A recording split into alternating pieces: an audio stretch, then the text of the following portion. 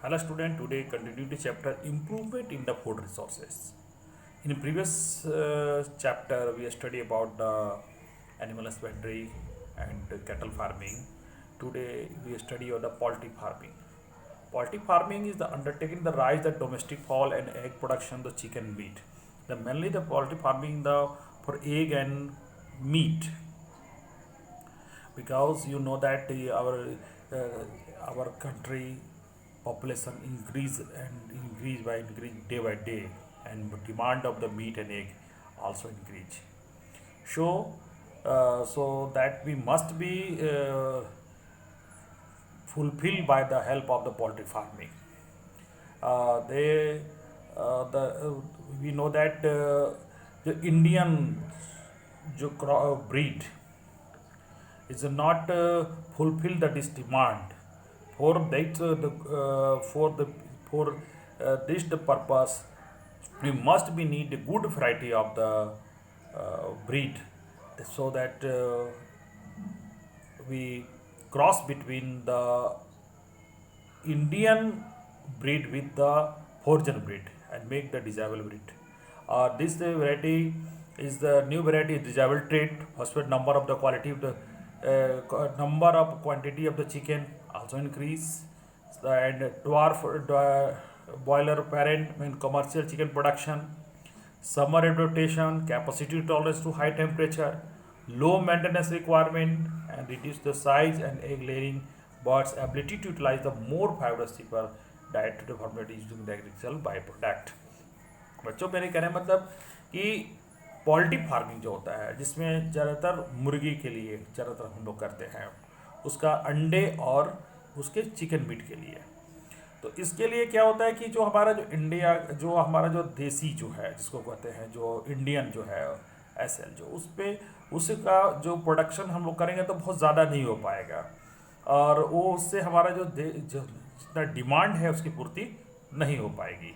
तो इसके लिए ऐसे वैरायटी की ज़रूरत पड़ती है कि मैंने बार बार बोला कि इम्प्रूवमेंट के लिए पहले वैरायटी बहुत ज़रूरी है। तो इसके लिए वैरायटी के लिए हम लोग क्या करते हैं कि ये जो इंडियन ब्रीड है और उसको जो फॉरेन ब्रीड से क्रॉस कराते हैं, ये आगे चल के पढ़िएगा, ये आपका जेनेटिक का सवाल है, ठीक है।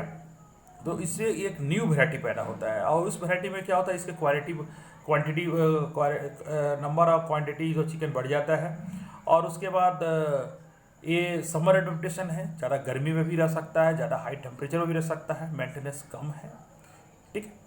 अब ये और उसके बाद ये है कि रिड्यूस द साइज से, देखिए ये आपका हमारा देसी है और ये है आपका विदेशी, दोनों क्रॉस करके एक डिजाबल कर हम लोग एक प्राप्त करते हैं। लेकिन ये तो हो गई कि ब्रीड की बात, मेरे की कहने मतलब एक तो हो गया कि इस पोल्ट्री फार्म का सबसे मेन इंपॉर्टेंट कि ब्रीड, आपका अच्छा ब्रीड होगा तो अच्छा होगा।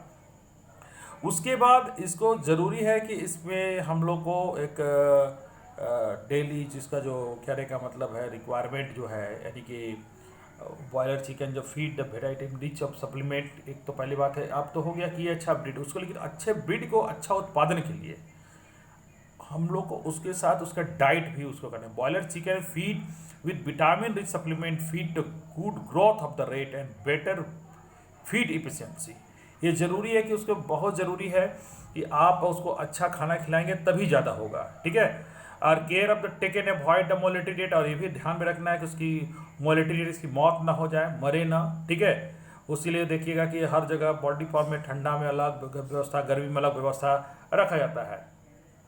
Good production of the poultry with the good management practice of importance. लिए देखिएगा कि आजकल एक फार्मिंग ही हो गया है, एक तरह का एक फार्मिंग। देखिएगा कि बड़े बड़े फार्म होते हैं जहाँ पर मुर्गी और आपका अंडे के लिए उसका बड़ा बड़ा फार्मिंग बनाया जाता है, क्योंकि वो एक कंडीशन, वो हाइजीनिक कंडीशन हाउस बनाते हैं, और उसमें फीड, और उसमें क्या होता है कि इसमें house nutrition environment requirement, boiler show the different layer of egg, और उसके बाद उसमें जो खाने में उसका जो है जो डेली रिक्वायरमेंट जो देंगे, boiler protein rich and educated the fat, उसके साथ फैट भी सफिशेंट मात्रा, vitamin A keep the high poultry feed.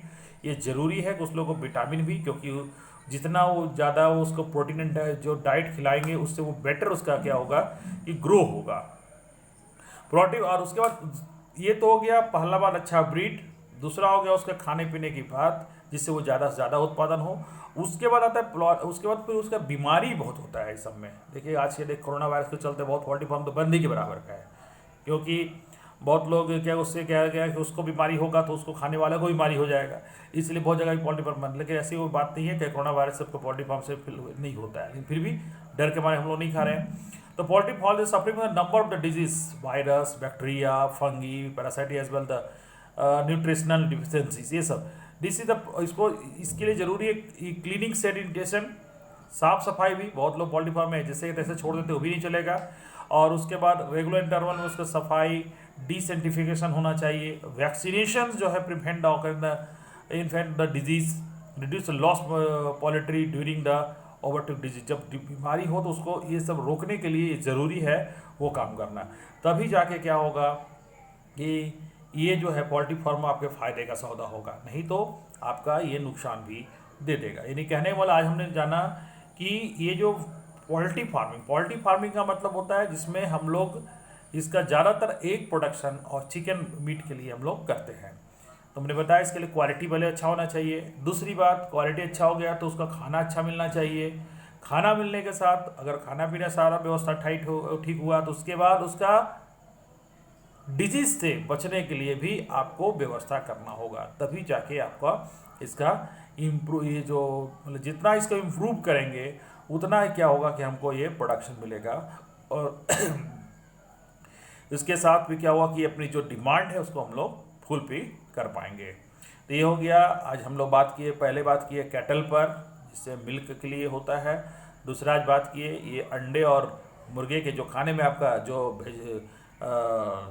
Non veg जो ज़्यादा खाते हैं उन लोग के लिए है ये सब, ठीक है। और उसके बाद फिर एक आइटम जो है जो फिश प्रोडक्शन, हम लोग बात करेंगे फिश प्रोडक्शन में, जो देखिए बंगाली लोग को ज़्यादा पसंद है, या ऐसे सारे लोग को पसंद है। फिश भी बहुत ही अच्छा एक फूड है जिसमें विटामिन मिलता है, और प्रोटीन और विटामिन भी मिलता है। और दूसरी बात उसमें कनेक्टिव टिश्यू नहीं होने के चलते वो ईजिली डाइजेस्टेबल है, ठीक है। तो इसको भी मतलब ये हमारे डाइट में वो ज़्यादा जो नॉन वेज खाने वाले उसको बहुत पसंद करते हैं। तो हम उस पर बात करेंगे कि उसका भी कैसे फार्मिंग किया जाता है, उसके बारे में हम लोग नेक्स्ट वीडियो बात करेंगे फिश प्रोडक्शन पर।